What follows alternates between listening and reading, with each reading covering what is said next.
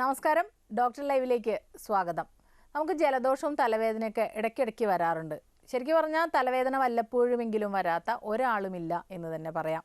തലവേദനയ്ക്ക് കാരണങ്ങൾ പലതാണ്. ഒരു പ്രധാന കാരണം സൈനസൈറ്റിസ് ആണ്. സൈനസൈറ്റിസ് ഉണ്ടായിക്കഴിഞ്ഞാൽ വല്ലാത്ത തലവേദന എന്നും പരാതി പറയുന്ന ആളുകളെ നമുക്ക് കാണാം. സൈനസൈറ്റിസിന് കൃത്യമായ പരിഹാരങ്ങളുണ്ട്. ഇതാണ് ഇന്നത്തെ ഡോക്ടർ ലൈവിലൂടെ നിങ്ങളോട് സംസാരിക്കുന്നത് എറണാകുളം കിംസ് ആശുപത്രിയിലെ കൺസൾട്ടന്റ് ENT സർജനായ ഡോക്ടർ രഞ്ജിത്ത് പീറ്റർ. നമസ്കാരം ഡോക്ടർ. നമസ്കാരം. സൈനസൈറ്റിസ് എന്താണെന്നൊന്ന് പറയൂ ഡോക്ടർ. സൈനസൈറ്റിസ് എന്ന് പറയുന്നത് നമ്മുടെ മുഖത്ത്, അതായത് തലയിൽ, സ്കള്ളിൽ, മൂക്കിൻ്റെ ചുറ്റും കുറേ സ്പേസസ് ഉണ്ട്. സൈനസസ് എന്ന് പറയുന്ന സ്പേസസ് ഉണ്ട്. കണ്ണിൻ്റെ മുകളിലായിട്ട് ഫ്രോണ്ടൽ സൈനസസ് ഉണ്ട് 2 എണ്ണം. മുഖത്തെ ചീക്സിൽ 2 മാക്സിലറി സൈനസ് എന്ന് പറയുന്ന സൈനസ് ഉണ്ട്. കണ്ണിൻ്റെ ഇടയിൽ മൂക്കിൻ്റെ ചുറ്റുമായിട്ട് എത്മോയിഡ് സൈനസ് എന്ന് പറയുന്ന 2, പുറകിലൊരു സ്ഫിനോയിഡ് സൈനസ് ഉണ്ട്. ഈ സൈനസസിനകത്ത് സാധാരണ കഫം ഉണ്ടായി അത് മൂക്കിനകത്തൊരു ഡ്രെയിൻ ചെയ്യുകയോ ചെയ്യുന്നത്. പക്ഷേ അവിടെ ഈ സെക്രീഷൻസ് കളക്ട് ചെയ്തിരിക്കുകയും അത് കഴിഞ്ഞ് അത് ഇൻഫെക്റ്റഡ് ആവുകയും ചെയ്യുമ്പോഴാണ് സൈനസൈറ്റിസ് എന്ന് പറയുന്നത്. ഇതിങ്ങനെ സാധാരണ സംഭവിക്കുന്നത് പോലെ സംഭവിക്കാതെ ഇത് കളക്ട് ചെയ്തിരിക്കുന്നതിന് എന്താണ് കാരണം?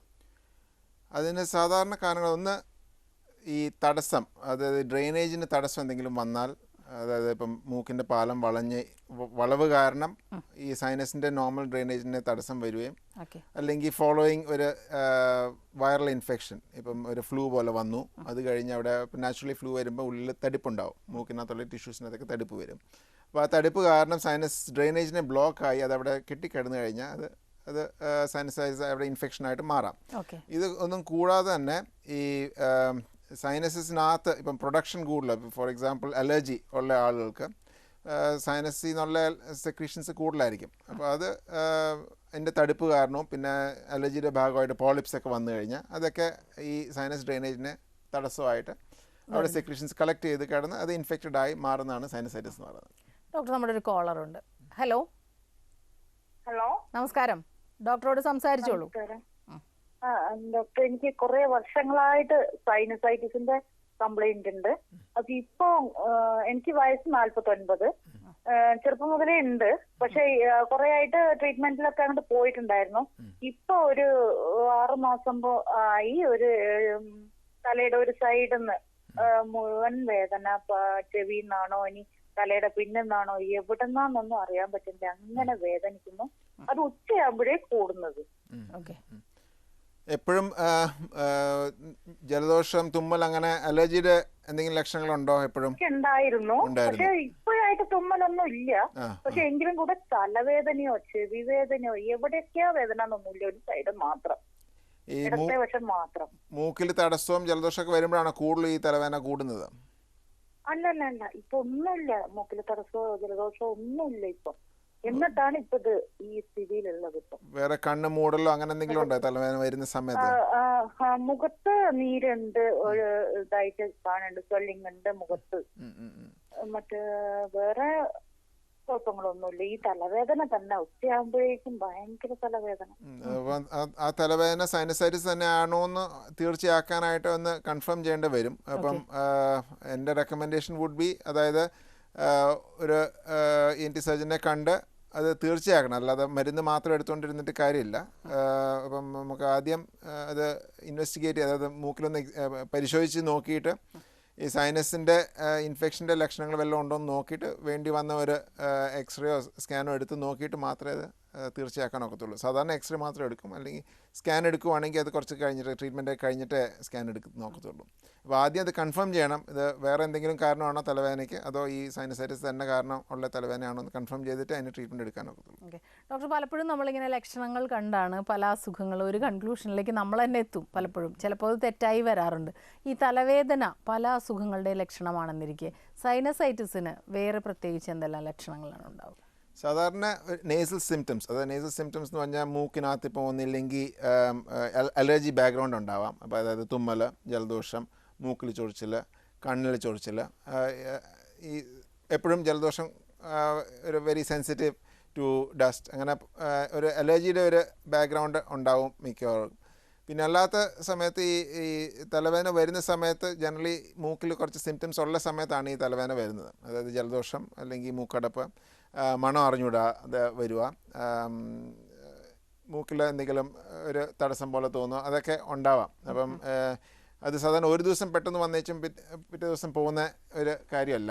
സൈനസൈറ്റിസ് എന്ന് പറഞ്ഞാൽ 1-2 ദിവസം നിൽക്കും അറ്റ്ലീസ്റ്റ്. അതിൻ്റെ കൂടെ ചിലപ്പോൾ തൊണ്ടയിൽ കഫം വന്നെന്നിരിക്കാം, ഒരു ചൊവയുള്ള അല്ലെങ്കിൽ നാട്ടുള്ള ഇൻഫെക്റ്റഡ് മെറ്റീരിയൽ വന്നെന്നിരിക്കാം, അതൊക്കെ ഉണ്ടാവാം. ഈ നമ്മളെപ്പോഴും മൈഗ്രെയിനും സൈനസൈറ്റിസും തമ്മിൽ രണ്ടും തമ്മിൽ നമുക്ക് മാറിപ്പോവാറുണ്ട്. അപ്പോൾ ഇവ തമ്മിലുള്ള വ്യത്യാസങ്ങളും എങ്ങനെയാണെന്നൊന്ന് പറയാം. അത് ഒരു നല്ല ക്വസ്റ്റ്യൻ. എന്താ വെച്ചാൽ അത് എപ്പോഴും പലരും മൈഗ്രെയിൻ ഉള്ളവർ സൈനസ് ഹെഡേക്ക് ആണെന്നും പറഞ്ഞുകൊണ്ട് വരും. അപ്പോൾ അതിനകത്ത് മൈഗ്രെയിൻ എന്ന് പറയുമ്പം എപ്പോഴും മോസ്റ്റ് ഓഫ് ദി ടൈം ഒരു ഫാമിലി ഹിസ്റ്ററി ഉണ്ടാവാം. പിന്നെ അതിന് ട്രിഗറിങ് ഫാക്ടേഴ്സ് കാണും. ട്രിഗറിങ് ഫാക്ടേഴ്സ് എന്തെങ്കിലും ചെയ്ത് കഴിഞ്ഞാൽ അത് തുടങ്ങാനുള്ള ഒരു സാധ്യത, ലൈക്ക് ഇപ്പം സ്ലീപ്പ് ഡിസ്റ്റർബൻസ്, അല്ലെങ്കിൽ ഫുഡ് മിസ്സായ, വെയിലത്ത് പോകുമ്പം, അല്ലെങ്കിൽ ചില food habits like ice cream, coffee, chocolate, അങ്ങനെയുള്ള അജിനോമോട്ടോ ഉള്ള ഫുഡുകൾ കഴിക്കുമ്പം ഒക്കെ മൈഗ്രെയിൻ വരും. മൈഗ്രെയിൻ അത് പ്രത്യേകിച്ചും ഒരു വശത്ത് അല്ലെങ്കിൽ 2 വശത്തും തലവേദന മാറി മാറി വരാം. അതിൻ്റെ കൂടെ തന്നെ പലപ്പോഴും കണ്ണിൽ മൂടൽ, അല്ലെങ്കിൽ മിന്നുന്ന പോലെ കാണുക, ഇരുട്ട് പോലെ സ്പോട്ട്സും അനങ്ങുന്ന പോലെ കാണുക, ഛർദിലുണ്ടാവാം, ഛർദിക്കാൻ ടെൻഡൻസി ഉണ്ടാവാം. അതൊക്കെ ആണ് മൈഗ്രെയിൻ്റെ ഫീച്ചേഴ്സ്. അടുത്തൊരു കോളിലേക്ക് പോകാം ഡോക്ടർ. ഹലോ ഹലോ, നമസ്കാരം. ഡോക്ടറോട് സംസാരിച്ചോളൂ, ചോദിച്ചോളൂ. ചോദിച്ചോളൂ. ഹലോ, ചോദിച്ചോളൂ. നമസ്കാരം.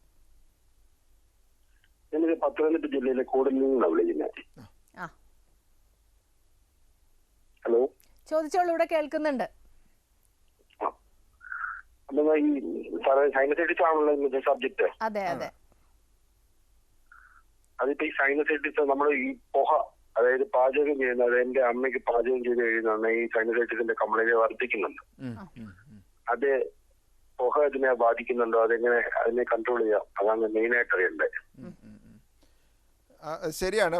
പുക അല്ലെങ്കിൽ ഒരു ഇറിറ്റൻ്റ് എന്തെങ്കിലും അവിടെ കൂടുതൽ നീരുണ്ടാക്കുന്ന ഒരു എക്സ്പോഷർ വരുമ്പം ഈ സൈനസിനകത്തുള്ള കഫം കൂടുതലുണ്ടാവുകയും അത് അവിടെ കെട്ടിക്കിടക്കുന്ന കാരണം വേദന ഉണ്ടാവുകയും ചെയ്യാം. പക്ഷേ അപ്പം അങ്ങനെയുള്ളവർക്ക് ഇപ്പം സാധാരണ ഇപ്പം അത് ഈ പുക എക്സ്പോഷർ കഴിഞ്ഞ് കുറേ നേരം കഴിയുമ്പോൾ തലവേദന മാറുന്നുണ്ടല്ലോ. അതോട് പക്ഷെ മഞ്ഞയും മറ്റ് അങ്ങനെയുള്ള പ്രശ്നങ്ങൾ ബാധിക്കുന്നില്ല.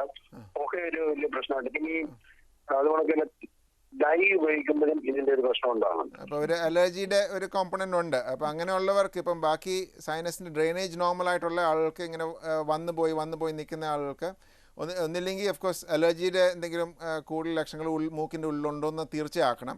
അത് കൂടാതെ ആവി പിടിച്ചാൽ മതി. ഇപ്പം ഇങ്ങനെ ഒരു എക്സ്പോഷർ കഴിയുമ്പോൾ ആവി പിടിക്കുമ്പം കുറച്ച് കഫമൊക്കെ വെള്ളമായിട്ട് പോവുകയും അങ്ങനെ കെട്ടിക്കിടക്കാനുള്ള സാധ്യത കുറവായിരിക്കും. പക്ഷേ അലർജിയുടെ ട്രീറ്റ്മെൻറ്റ് ചിലപ്പം വേണ്ടി വരും. അതപ്പം നോക്കിയിട്ട് വേണം, ഒന്ന് പരിശോധിപ്പിച്ചിട്ട് വേണം.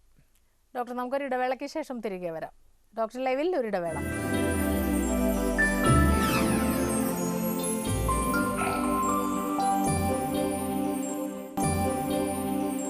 ഡോക്ടർ ലൈവ് തുടരുന്നു. ഡോക്ടർ, ഇപ്പോൾ നേരത്തെ അദ്ദേഹം ചോദിച്ചതുപോലെ പുക, അപ്പോൾ സ്ത്രീകൾക്കൊക്കെ ഇത് വന്നു കഴിഞ്ഞാൽ ഇപ്പം മുൻപത്തെ പോലെ പുകയൊന്നും അടുക്കളയിലൊന്നും ഇല്ലെങ്കിൽ പോലും ഈ ചൂട് കൂടുതൽ അല്ലെങ്കിൽ ആവി കൂടുതൽ പൊടി അടിക്കുന്നവർ, ഇവരൊക്കെ അപ്പോൾ എന്തെല്ലാം കാര്യങ്ങളാണ് ശ്രദ്ധിക്കേണ്ടത്? അപ്പോൾ അതിനകത്ത് പ്രധാനപ്പെട്ട് ശ്രദ്ധിക്കേണ്ട കാര്യങ്ങൾ എന്ന് പറഞ്ഞാൽ അലർജിയുടെ ബാക്ക്ഗ്രൗണ്ട്. അലർജി ഉള്ളവർക്ക് അറിയാം, ഇങ്ങനെ ഈ ചെറിയൊരു പൊടി തട്ടുമ്പോഴത്തേക്കും തുമ്മൽ വരികയും മൂക്കടപ്പ് വരികയും. അപ്പോൾ അങ്ങനെയുള്ള ആൾക്ക് അവോയ്ഡൻസ് ഒരു ടു എ സർട്ടൻ എക്സ്റ്റെൻറ്റ് നമുക്ക് അവോയ്ഡ് ചെയ്യാവുന്ന കാര്യങ്ങൾ, ഇപ്പം പൊടിയുള്ള സ്ഥലത്ത് പോകുന്ന കാര്യം, അല്ലെങ്കിൽ ഫംഗസ് ഉള്ള സ്ഥലത്ത്, ഇപ്പം അധികം പൂപ്പലൊക്കെ ഉള്ള സ്ഥലത്ത് പോകുന്ന കാര്യമൊക്കെ അവോയ്ഡ് ചെയ്യാവുന്ന കാര്യങ്ങളാണ്. പക്ഷേ ഈ പറഞ്ഞ പോലെ ടെമ്പറേച്ചർ ചേഞ്ചസ് കാരണമുള്ള മൂക്കിനകത്ത് ഇപ്പം പുക പറഞ്ഞു, അപ്പം അത് കാരണമുള്ള മൂക്കിനകത്ത് ടിഷ്യൂസിന് തടുപ്പ് വരുമ്പം നാച്ചുറലി സൈനസിനകത്ത് സെക്രീഷൻസ് കളക്ട് ചെയ്ത് കിടക്കാം. അപ്പം അങ്ങനെയുള്ളവർക്ക് തുടർന്ന് അങ്ങനെ തലവേദന ഉണ്ടെങ്കിൽ ഈ സ്റ്റീമുലേഷൻ മാത്രം നമ്മൾ അഡ്വൈസ് ചെയ്യും. അപ്പം സ്റ്റീമുലേഷൻ ചെയ്യുമ്പം ഈ പറയുന്ന കഫമൊക്കെ റിലീസായി പോകും, ഇളകി പോകും. പക്ഷെ തുടർന്ന് അങ്ങനെ തലവേദന നിൽക്കുവാണെങ്കിൽ ഓഫ് കോഴ്സ് അത് വന്ന് പരിശോധിപ്പിക്കുകയും അതിന് അലർജിക്ക് ട്രീറ്റ്മെൻറ്റ് വേണമെന്ന് നോക്കുകയൊക്കെ ചെയ്യേണ്ടി വരും. അവിടെ ഈ ഡ്രെയിനിങ് ഏരിയ അത് വളരെ റെസ്ട്രിക്റ്റഡ് അല്ലെങ്കിൽ വെരി സ്പേസ് നാരോ ആണെങ്കിൽ അവിടെ നാച്ചുറലി പിന്നെയും സൈനസൈറ്റിസ് വരാനുള്ള ടെൻഡൻസി ഉണ്ട്. അടുത്തൊരു കോളിലേക്ക് പോകാം ഡോക്ടർ. ഹലോ, നമസ്കാരം, സംസാരിച്ചോളൂ. ഡോക്ടറെ, എനിക്ക് കുറെ വർഷങ്ങളായിട്ട് സൈനോസൈറ്റിസ് ആണ് ഡോക്ടർ പറഞ്ഞത് ന്യൂറോളജി കാണിച്ചപ്പോ. അപ്പൊ മരുന്ന് കഴിച്ച് കുറച്ച് നാളത്തേക്ക് മാറിയിരുന്നു. പിന്നീട് വിവാഹശേഷം രണ്ടാമതേ ഉണ്ടാകാൻ തുടങ്ങി എനിക്ക്. അപ്പൊ ഹലോ, തല മുഴുവൻ കൊളുത്തി വലിക്കുന്ന പോലെ തോന്നുന്നത്. എന്നിട്ട് തല വിങ്ങല് ചൊരിഞ്ഞു വീഴുന്നത് പോലെ, നല്ല പനിയുള്ളത് പോലെ തോന്നുക, കണ്ണീന്ന് ചൂട് തീ വരുന്നത് പോലെ തോന്നുക. അപ്പൊ ഞാനിപ്പോ ഒരു ടാബ്ലറ്റ് കഴിക്കുന്നുണ്ട്, സെമിറ്റിലും. അപ്പൊ അത് കഴിക്കുമ്പോൾ എനിക്ക് കുറയും, പക്ഷെ അതെനിക്ക് അങ്ങോട്ട് മാറുന്നില്ല. അപ്പൊ പിന്നെ ഈ ഇടക്കൊണ്ട് എന്നെ തല സ്കാൻ ചെയ്തായിരുന്നു ഒന്നുകൂടി. അപ്പൊ പറഞ്ഞത് എനിക്ക് ആണെന്നാ പറയുന്നത്. പക്ഷെ സൈനോസൈറ്റിസ് ആദ്യം ഡോക്ടർ പറഞ്ഞത് എനിക്ക്. പക്ഷെ ആ സൈനോസൈറ്റിസിനെ കുറിച്ച് ഗുളിക കഴിച്ചാൽ മാത്രമേ എനിക്ക് ഇപ്പോഴും തലവേദന കുറയുന്നുള്ളൂ. പക്ഷെ സ്കാൻ ചെയ്തിട്ട് സൈനസൈറ്റിസ് ഇല്ല, മൈഗ്രെയിൻ ആവാൻ സാധ്യത കൂടുതലെന്ന് മൈഗ്രെയിൻ ആണെന്നാണ് മറ്റേ ന്യൂറോളജി ഷാജി ഡോക്ടർ. അപ്പം സ്കാൻ ചെയ്തിട്ട് സൈനസ് ക്ലിയർ ആണെങ്കിൽ സൈനസൈറ്റിസ് ആവാനുള്ള സാധ്യത വളരെ കുറവാണ്. സൈനസൈറ്റിസ് വരേണ്ട ആവശ്യമില്ല. പക്ഷെ തല ഭയങ്കര വിങ്ങലാണ്. എന്നിട്ട് കുറെ നേരം ആവി കൊണ്ടതിന് ശേഷമാണെങ്കിൽ മൂക്കിൽ നിന്നൊക്കെ ഇങ്ങനെ വരും ചെറിയ രീതിയിലൊക്കെ. അപ്പൊ ഒരു ആശ്വാസം തലയ്ക്ക്. പക്ഷെ അത് സൈനസൈറ്റിസ് അല്ല. അപ്പം അത് ഈ മൈഗ്രെയിൻ്റെ ഭാഗമായിട്ട് പല ബോഡിയിൽ പല സ്ഥലത്തും എഫക്റ്റ് ചെയ്യാം. അതിൻ്റെ ഭാഗമായിട്ട് ഞാൻ പറഞ്ഞ പോലെ കണ്ണ് മൂടൽ, കണ്ണിൽ വേദന, ഈ സൈനസിൻ്റെ ഏരിയയിൽ ഈ തലയിൽ വേദന ഉണ്ടാവാം. അപ്പം അത് സൈനസൈറ്റിസ് പലരും തെറ്റിദ്ധരിക്കും. പക്ഷെ ഓൾറെഡി സ്കാൻ ചെയ്തിട്ട് സൈനസൈറ്റിസ് ഇല്ല എന്ന് പറഞ്ഞെങ്കിൽ അതാണ് കറക്റ്റ്. അപ്പോൾ അതിന് വേണ്ടി മൈഗ്രെയിൻ്റെ ട്രീറ്റ്മെൻറ്റ് തന്നെ വേണ്ടി വരും. ഓക്കെ, അപ്പോൾ ഇതാണ് ഡോക്ടർ, പലപ്പോഴും ഇത്തരത്തിലുള്ള സംശയങ്ങൾ വരുന്നുണ്ട്. അപ്പോൾ യഥാർത്ഥത്തിൽ ഈ സൈനസൈറ്റിസ് അല്ലെങ്കിൽ മൈഗ്രെയിനുമായിട്ട് വരുമ്പോൾ എങ്ങനെയാണ് ഇവ തമ്മിലുള്ള വ്യത്യാസങ്ങൾ? അല്ലെങ്കിൽ ഡോക്ടേഴ്സ് ഈ ക്ലിനിക്കൽ എക്സാമിനേഷൻ അല്ലാതെ എന്തെല്ലാം മാർഗങ്ങളാണുള്ളത്? ക്ലിനിക്കൽ എക്സാമിനേഷൻ അല്ലാതെ രണ്ടുമൂന്ന് കാര്യങ്ങളുണ്ട്. ഒന്ന് ഈ നേസൽ എൻഡോസ്കോപ്പി. അപ്പോൾ നേസൽ എൻഡോസ്കോപ്പിനകത്ത് നമ്മൾ നോക്കുന്ന ഈ സൈനസിൻ്റെ ഡ്രെയിനേജ് ഏരിയയിലെ സ്ഥലം എന്തോരം, അവിടെ ഞാൻ നേരത്തെ പറഞ്ഞ പോലെ അവിടെ ഡ്രെയിനേജ് ഏരിയ സ്ഥലം കുറവാണെങ്കിൽ, അല്ലെങ്കിൽ അവിടെ ഇൻഫ്ലമേഷൻ്റെ സൈൻസ് കാണും. അതായത് അവിടെ സ്വെല്ലിങ് കാണാം, അല്ലെങ്കിൽ പഴുപ്പ് വരുന്നത് കാണാം, അല്ലെങ്കിൽ പോളിപ്സ് ആയിട്ട് കാണാം. അപ്പോൾ അങ്ങനെ കുറച്ച് ലക്ഷണങ്ങളുണ്ട് എൻഡോസ്കോപ്പി തന്നെ ഈ സൈനസൈറ്റിസ് ആണോ എന്നൊരു സംശയം വരുന്ന ലക്ഷണങ്ങളുണ്ട്. ഇതൊന്നും കൂടാതെ പിന്നെ ഓഫ് കോഴ്സ് അടുത്ത step would be imaging. Imaging എന്ന് പറഞ്ഞാൽ എക്സ്റേ ഉണ്ട്, സ്കാനുണ്ട്. പക്ഷേ സ്കാൻ ഞാൻ നേരത്തെ പറഞ്ഞ പോലെ നേരെ സ്കാൻ ചെയ്യത്തില്ല സാധാരണ. അൺലെസ് കോംപ്ലിക്കേഷനായിട്ട് വരുന്ന പേഷ്യൻസ് ആണെങ്കിൽ മാത്രമേ നമ്മൾ നേരെ സ്കാൻ ചെയ്യത്തുള്ളൂ. അല്ലാന്നുണ്ടെങ്കിൽ സാധാരണ ഒരു കോഴ്സ് ഓഫ് ആൻറ്റിബയോട്ടിക്സ്, ഒരു ലോങ് കോഴ്സ് ഓഫ് ആൻറ്റിബയോട്ടിക്സ് കൊടുത്തു കഴിഞ്ഞ് ആണ് സ്കാൻ ചെയ്യുന്നത്. അപ്പം സ്കാൻ ചെയ്യുന്നതിൻ്റെ ഉദ്ദേശം എന്താണെന്ന് വെച്ചാൽ നമ്മൾ നോക്കുന്നത് മെഡിക്കലി മാനേജ് ചെയ്യാവുന്ന ഒരു സൈനസൈറ്റിസ് ആണെങ്കിൽ ഈ പറയുന്ന മരുന്ന് വെച്ചിട്ട് അത് സ്വെല്ലിങ് കുറയ്ക്കുകയും സൈനസ് ക്ലിയർ ആണോ എന്ന് നോക്കുക. അപ്പം ആ ഒരു റെസ്റ്റ് പിക്ചർ, അതായത് ഇൻഫ്ലമേഷനൊന്നും ഇല്ലാതെ ഇൻഫെക്ഷനൊന്നും ഇല്ലാത്ത ഒരു പിക്ചറിനാണ് നമുക്ക് അറിയേണ്ടത് സൈനസിൻ്റെ ഡ്രെയിനേജ് പ്രോസസ്സ് എന്തുമാത്രം തടസ്സപ്പെട്ടിട്ടുണ്ടെന്ന് അറിയാനായിട്ട്. അടുത്തൊരു കോളിലേക്ക് പോകാം ഡോക്ടർ. ഹലോ ഹലോ, നമസ്കാരം. ഡോക്ടർ ലൈവ് ആണ്, ഡോക്ടറോട് സംസാരിച്ചോളൂ. Hello hello yes hello sir, ഞാൻ തിരുവനന്തപുരത്ത് നിന്നാണ് വിളിക്കുന്നത്. പറഞ്ഞോളൂ. ഹലോ ചോദിച്ചോ. ഹലോ, കേൾക്കുന്നുണ്ട്, ചോദിച്ചോളൂ. എനിക്ക് പിന്നെ ഹെൽമെറ്റ് വെച്ച് വണ്ടി ഓടിക്കുന്ന ഒരാളാണ് ഞാൻ. അപ്പൊ ഈ ഹെൽമെറ്റ് ഉപയോഗിച്ച് കുറച്ച് സമയം കഴിയുമ്പോഴത്തേക്കും തലയുടെ ഈ 2 വശം അതിയായ വേദനയും, പിന്നെ ഈ മൂക്കിൽ കൂടി ഇങ്ങനെ തൊണ്ടയിലേക്ക് ഒരു അഴുക്ക ദ്രാവകം ഇങ്ങനെ ഒരു വല്ലാത്ത ടേസ്റ്റിൽ ഇങ്ങനെ ഇറങ്ങുകയും ചെയ്യും. ഇത് വന്നു കഴിഞ്ഞിട്ട് കുറച്ച് ദിവസം കഴിയുമ്പോഴത്തേക്കും ജലദോഷത്തിനുള്ള സാധ്യത കൂടുതലായിട്ട് കണ്ടുവരുന്നുണ്ട്. തലവേദന എന്ന് പറഞ്ഞാൽ ഇടയ്ക്കിടയ്ക്ക് ഈ തലവേദന ഇങ്ങനെ ഉണ്ടാവും. മാത്രമല്ല ഈ പുരികത്തിന്റെ മുകൾ ഭാഗത്ത് ഇങ്ങനെ മിക്കവാറും ഇങ്ങനെ തടിച്ചിരിക്കുകയും ചെയ്യും. ഈ പറഞ്ഞത് സൈനസൈറ്റിസ് ആവാൻ നല്ല സാധ്യതയുള്ള സിംറ്റംസ് ആണ്. അപ്പം അതിന് ഈ പറഞ്ഞ കണ്ണിൻ്റെ പിരിയെന്ന് പറഞ്ഞത് ഫ്രോണ്ടൽ സൈനസിനകത്തുള്ള ഒരു കളക്ഷൻ ആവാൻ സാധ്യതയുണ്ട്. അപ്പോൾ അത് റിപ്പീറ്റഡായിട്ട് വരുന്നുണ്ടെങ്കിൽ പിന്നെ വരുന്നുണ്ടെങ്കിൽ അത് ഒരു ENT സർജനെ കാണുകയും അതിനെ ഇൻവെസ്റ്റിഗേറ്റ് ചെയ്ത് അതിന് ട്രീറ്റ്മെൻറ്റും വേണ്ടി വരും. ട്രീറ്റ്മെൻറ്റ് എന്ന് പറയുമ്പം മെഡിക്കലും ഉണ്ട്, സർജിക്കലും ഉണ്ട്. അത് അപ്പം അപ്രോപ്രിയേറ്റായിട്ട് ട്രീറ്റ്മെൻറ്റ് എടുക്കേണ്ടി വരും. അത് വെച്ചുകൊണ്ടിരിക്കുന്നത് നല്ലതല്ല. ഡോക്ടർ, നമുക്ക് മറ്റൊരു ഇടവേളയ്ക്ക് ശേഷം തിരികെ വരാം. ഡോക്ടർ ലൈവിൽ ഒരു ഇടവേള കൂടി.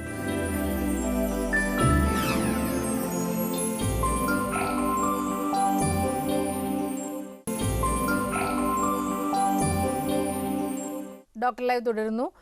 ഡോക്ടർ, ഇപ്പം ഈ നേസൽ എൻഡോസ്കോപ്പി വഴിയാണെങ്കിൽ ഇത് കണ്ടുപിടിച്ചു കഴിഞ്ഞാൽ മരുന്നുകൾ കൊണ്ടാണോ ഇത് മാറ്റിയെടുക്കുന്നത്? എങ്ങനെയാണ്? ഈ പലരും ഒരുപാട് വർഷങ്ങളായി സൈനസൈറ്റിസ് എന്ന് പറയുന്നത് കേൾക്കാം.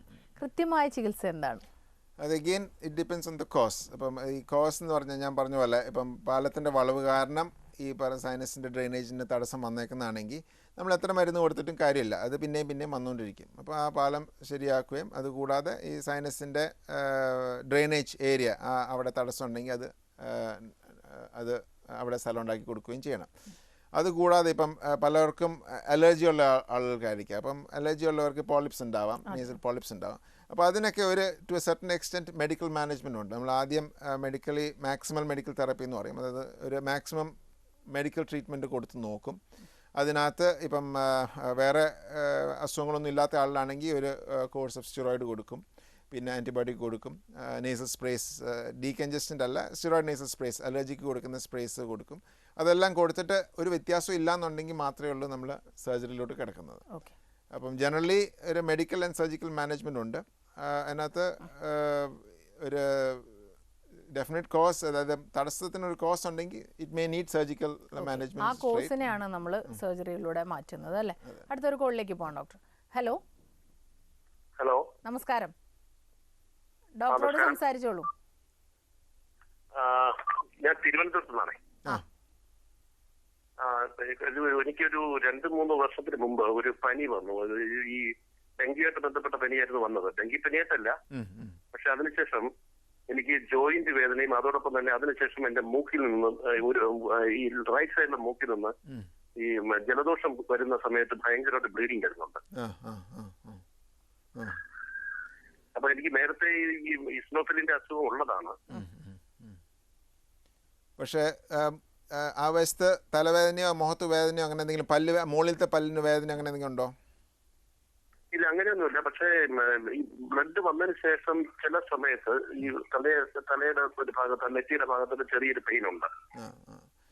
അതപ്പോൾ എന്തായാലും ഒന്ന് ഇൻവെസ്റ്റിഗേറ്റ് ചെയ്യുന്നത് നല്ലത്. എന്താ വെച്ചാൽ ഈ പറഞ്ഞ പോലെ ഞാൻ നേരത്തെ പറഞ്ഞായിരുന്നു, ഫീവർ വന്ന് കഴിയുമ്പം പലപ്പോഴും ഒരു സ്വെല്ലിങ് കാരണം ഈ സൈനസിൻ്റെ ഡ്രെയിനേജ് പ്രോസസ്സിന് ബ്ലോക്ക് ആവുകയും അവിടെ പിന്നെ സൈനസൈറ്റിസ് വരാനുള്ള ടെൻഡൻസി ഉണ്ട്. അപ്പോൾ അതൊന്ന്, പിന്നെ ബ്ലീഡിങ് എസ്പെഷ്യലി വരുന്ന സ്ഥിതിക്ക് അതൊന്ന് എവാലുവേറ്റ് ചെയ്യുന്നത്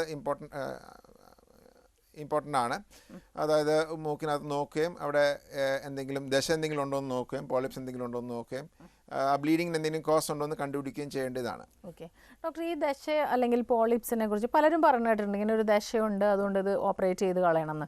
ഇത് യഥാർത്ഥത്തിൽ ഈ ദശയാണ് സൈനസൈറ്റിസിന് കാരണമാകുന്നത് അല്ലേ, അതോ സൈനസൈറ്റിസ് ഉള്ളത് കൊണ്ട് ഇത് വരികയാണോ, എങ്ങനെയാണത്? ഇത് രണ്ട് വിധത്തിലും വരാം.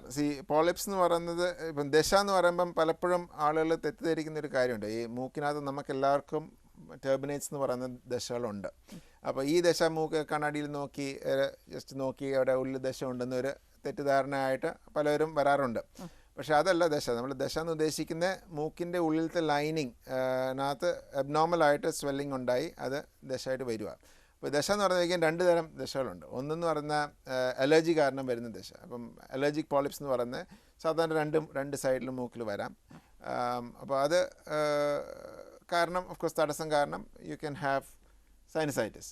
പക്ഷേ മറ്റേ വിധം നോക്കുമ്പം റിപ്പീറ്റഡായിട്ട് ഒരു സൈനസിനകത്ത് ഇപ്പോൾ ഇൻഫെക്ഷൻ വരുന്ന കാരണം, അതായത് പലപ്പോഴും പല്ലിൻ്റെ റൂട്ടിൻ്റെ ഇൻഫെക്ഷൻ കാരണം വരാം, അല്ലെങ്കിൽ സൈനസിനകത്ത് പിന്നെ ഇൻഫെക്ഷൻ വരുന്ന കാരണം അതിൻ്റെ ഉള്ളിൽ നിന്നുള്ള ലൈനിങ് സ്കിൻ തടിച്ച് മൂക്കിനകത്തോട്ട് വരും. അപ്പോൾ ആ ദശ is because of the sinusitis. അപ്പോൾ 2 തരം ദശകളുണ്ട്. അടുത്തൊരു കോളിലേക്ക് പോകാം ഡോക്ടർ. ഹലോ. ഹലോ, നമസ്കാരം.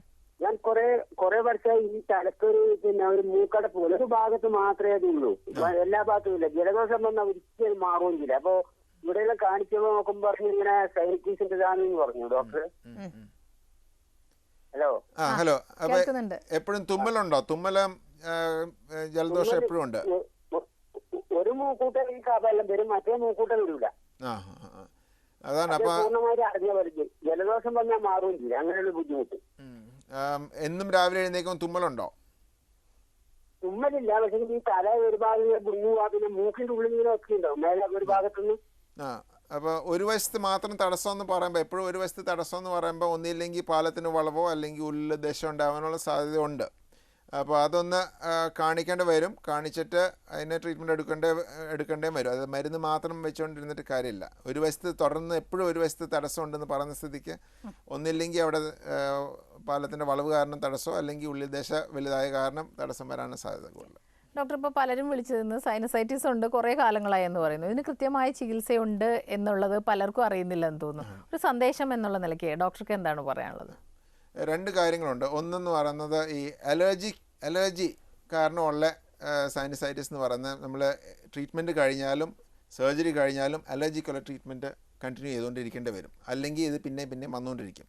രണ്ടാമത്തെ ഉള്ള കാര്യം, ഇപ്പം ഈ തടസ്സം കാരണം അല്ലെങ്കിൽ ഏതെങ്കിലും ഒരു ഡെഫിനറ്റ് കോസ്, ഈ പാലത്തിൻ്റെ വളവോ അല്ലെങ്കിൽ സൈനസിനകത്തുള്ള ഡ്രെയിനേജിൻ്റെ തടസ്സം കാരണമുള്ള ബാക്കിയുള്ള കാരണങ്ങൾ കാരണമുള്ള സൈനസൈറ്റിസ് ആണെങ്കിൽ അത് ഓപ്പറേറ്റ് ചെയ്താൽ മാറ്റാവുന്നേ ഉള്ളൂ. അത് പിന്നെ വരേണ്ട കാര്യമില്ല, കാരണമില്ല.